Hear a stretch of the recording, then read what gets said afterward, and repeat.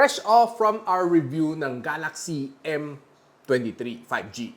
And dinagdagan ni Samsung ng number. And natanggap natin right now is the Galaxy M33. So dadagdagan ng 10 numero, well, in essence, dadagdagan 23 plus 10 is 33 nga. Mali. And ang balita ko, pag tumataas ang number kay Samsung, gumaganda ang phone. Alamin natin kung gaano kaganda to. Unbox muna tayo, guys. Hey guys, ako pa si Richmond ng Gadget Psychic and welcome back to my channel. So, the usual, si Samsung Galaxy M33 is manipis ang box. The same sa Galaxy M23 5G. This one is nothing different. Ang box na is the same, manipis. So, bubuksan muna natin. The same, meron din siyang sleeve na nandito. And I believe that this one packs in the standard C2C cable. And I was right, this is the C2C cable. Meron siyang katiting ng papel and it's for the warranty. Meron din siyang katiting na user guide and the phone itself. Inside, meron siyang SIM ejector pin and of course, walang charger. And if you're looking for a charger na magiging compatible sa Samsung Galaxy M series na phone, I have here the Ugreen na GAN X 65 watts na charger. This is a universal charger which can be used with any Samsung phones na walang charger. So, kita natin, yung charging brick natin is very small, very sleek, just like any charger in the market. And mabilis siya iligpit, no? Hindi katulad ng charger na hindi naliligpit. And of course, standard ang kanyang plug, hindi siya bilog, at hindi tatlong paa. So, hindi mo kaya bumili ng adapter. Pagligpit, gano'n. Sa ilalim, ang kanyang charging port, ang dami. 2 C at 1 A. So, sakto sa inyong Samsung na cable, compatible. Link on the description below. Of course, hawak na natin si M33. So, the usual, papalatan lang naman natin. Okay. Ang ganda ng kanyang color, no? This is definitely one of the colors na gusto ko dito sa Galaxy M33 series na wala kay M23. Ang color pala nito is the color brown. That if you take a good look at it, pag inilawan mo, more looking of a copper than a brown. So, yung copper, meaning mas social ka, mas magandang color, mas classy ang gandang color. No? So, definitely this color is a winner for me. And so, this is the default lock screen. Swiping up. Ganito ang itsura niya ng home screen niya. Well, sabi nga ni Samsung, the higher the number, the better it is. So, swiping left and right. Well, okay. Smooth na smooth dahil meron siyang 120 Hz na screen refresh rate. So, swiping left and right, okay naman siya. Smooth na smooth, up and down, up and down. Okay, dahil meron siyang 120 Hz na screen refresh rate na wala ni M23. Swiping left and right is quite smooth dahil meron siyang 120 Hz of screen refresh rate. Up and down is also smooth. Ang screen niya is the same kay M23. It's a 6.6 na TFT LCD, which for me, I think okay naman kanyang display, no? Even though that it's not an AMOLED display, okay naman siya. Bright naman ang kanyang colors, punchy naman mga pictures, and I don't have any problem with it. Kasi when I'm watching videos on this one, okay na okay siya. And watching some movies here on Netflix is okay. Enjoyable naman siya dahil meron siyang level 1 Wi-Fi security, meaning HD is no problem sa Netflix and sa other online streaming app. Browsing on my favorite social media like Facebook, Twitter, Instagram is okay. Smooth na smooth, mabilis siya mag-scroll dahil sa kanyang refresh rate and dahil magandang quality ang screen na nilagay ni Samsung dito. Now, this phone is running on Android 12 and Samsung's One UI 4.1. So, therefore, smooth na smooth, very nice ang kanyang user experience dito sa phone na ito. I've been using this for roughly mga 2 weeks already here sa aking bulsa. And of course, plugging any 5G SIM sa Globe, sa Smart, okay, mabilis sumagap. Wala namang problema. As long as yung area na pinupuntahan mo may 5G connectivity, 5G is not a problem. Now, itong phone na ito is packed with the Exynos 1280. It's a 5nm chip and it's made by Samsung. And tinry ko naman siya takbuhin sa AnTuTu benchmark and I was surprised kanyang result.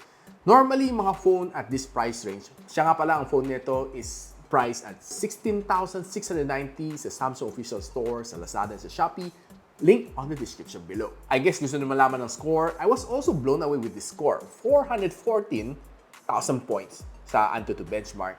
And normally, at this price point, nasa 300 plus na ang score na nakukuha ko sa AnTuTu sa ibang phones. And breaking down the score, this is what I get. Hindi ko rin ina-expect na ganito kataas din ang kanyang score sa wildlife, no? Making this phone something intriguing na pwede natin i-try gamitin sa gaming a little bit later. So, check lang natin ang kanyang SIM slot. Pag-eject natin, makita natin that there is triple card slot. Dalawang 5G SIM plus isang microSD expansion. Sa side, you got your fingerprint scanner / power button. And sa ilalim, bonus pa rin, meron siyang 3.5mm audio jack. Probably one of those phones na may quad camera na at this price point. Normally, mga phone these days, puro triple camera. And this one is being packed with 4. And mukha nga siyang bijestic kung tinignan mo mabuti. It has the 50MP na main sensor, 5MP ultra-wide lens, 2MP depth sensor, 2MP macro lens, and ang kanyang harap is a 8MP front-facing shooter. And of course, expectation ko dito sa phone na ito is better mga photos na makukuha ko dito as compared sa Galaxy M23. And of course, what's the best way but to try and use it? So, nilabas ko naman itong phone na ito. Of course, ginala ko itong phone na ito, outdoors, indoors. Tinry ko naman siya, just trying to check if the photos would be better than the others na nakuha ko sa M23. And yeah, true enough, these photos does stand out. Mabilis naman siya mag-shoot, mabilis mag-focus, and I was really surprised with some of these pictures ng flowers na medyo matingkad. And true enough, I was also surprised with some of the bokeh shots na nakuha ko na quite okay as compared kay Galaxy M23. Now, taking it indoors, okay din siya dahil ine-enhance niya ang lighting. Hindi ganun ka-bright sa mga ibang spaces dito na pinuntahan ko, sa coffee shop, but dito sa camera ni Samsung Galaxy M23 5G, in-enhance niya ang color, making it a lot better.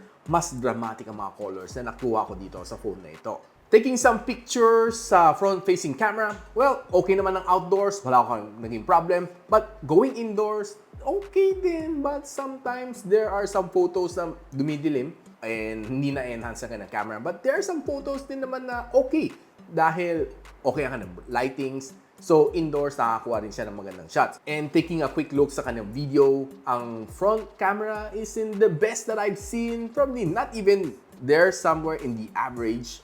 Probably it has to improve, maybe sa kanyang firmware update or what.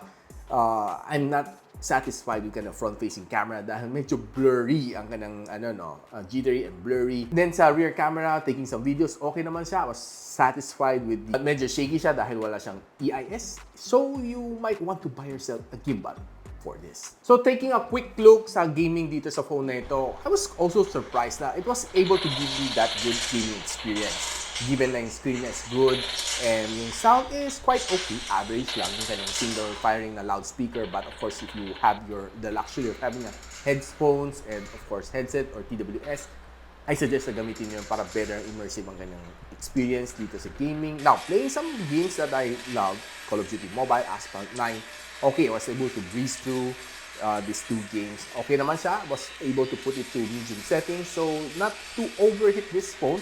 So, the highest heat na nakuha ko dito sa phone na ito while playing these two games is around 42 to 43. Doon na naglalaro, no? So, hindi naman nagkaka-level. So, overall, okay naman kanyang heat tolerance. And, well, if you want to put it a little bit cooler, buy a cooler for this phone. Now, the phone na ito has a 5,000 mAh of battery. And, of course, can fast charge using a 25 watts charger. So, I did using Ugreen na pinakita ko sa inyo. This is a GAN 65 watts charger. And I was able to finish charging in 1 hour and 25 minutes using this charger. So, yeah, tinry ko namang gamitin ang aking watt meter. I was able to kick up to 26 watts.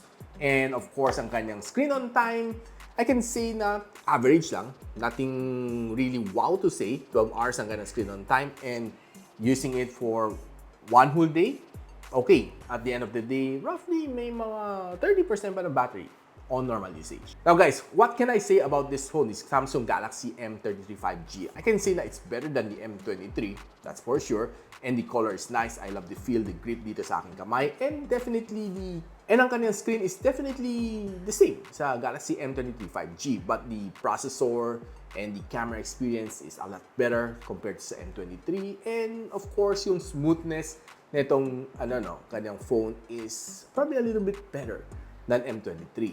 So if you're out there, meron kang extra budget, go for this one, the Galaxy M33 over the M23. Of course, the higher the number, the better it is kay Samsung. And this phone is right now priced at $16,690 sa official store ng Samsung. Link on the description below. So guys, if you want to keep watching sa aking mga video, I have my playlist. Check it out. And of course, if you like this video, don't forget to like, subscribe, and of course, click na rin ang bell icon para hindi naman miss mga future videos and uploads dito sa aking channel. And so, ako pala si Richmond and you're watching Gadget Sidekick. Watcha!